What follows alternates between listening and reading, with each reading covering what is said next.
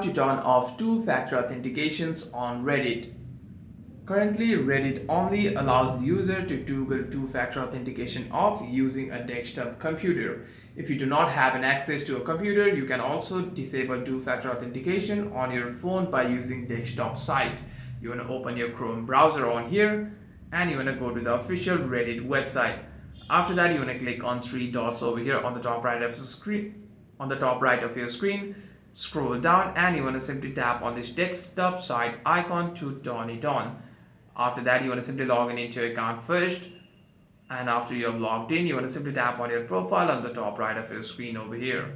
Tap on settings, and what you want to do is you want to simply tap on this two-factor authentication option over here. By doing so, you'll be able to set your passwords over here, and if you already have a two-factor authentication set up, you'll be able to turn your two-factor authentication from here. Be able to turn off your two-factor authentication from here. Hope this video was helpful, and if you have any further questions, do comment down below.